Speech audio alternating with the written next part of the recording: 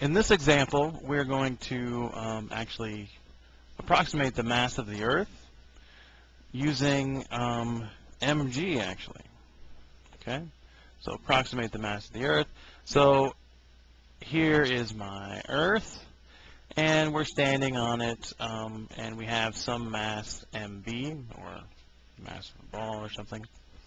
The radius of the Earth, r sub e, radius of the Earth.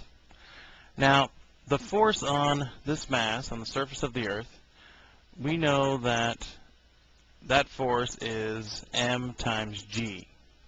Okay, it's mass times the acceleration of gravity. Now, this force is also equal to the force we calculate using Newton's universal gravitation law. So capital G, the mass on the surface, the entire mass of the Earth, and the radius of the Earth, okay, squared. Now, this radius, in the regular terms, it's an r, and that gives you actually the distance in between the two centers of mass. So the center of mass of the Earth is obviously in the middle, in the exact center, and the center of mass of this is just where it is.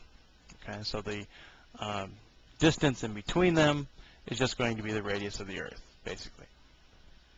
Okay, so we take this part of the equation here, and we're basically going to solve for the mass of the Earth. Okay, now notice in this equation that our mass of whatever we have at the surface of the Earth cancels out.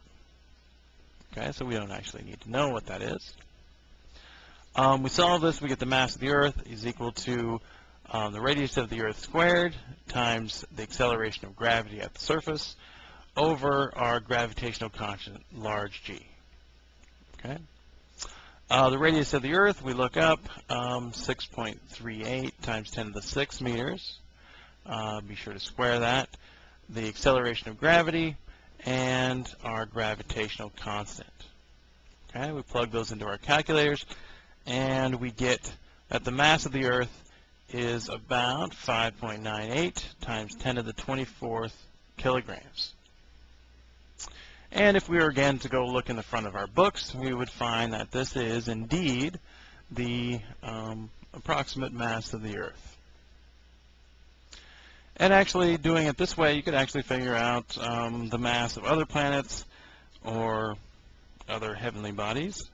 You would need to know the acceleration of gravity at the surface of that planet and the radius of that planet. But then you could figure out the mass of the planet itself.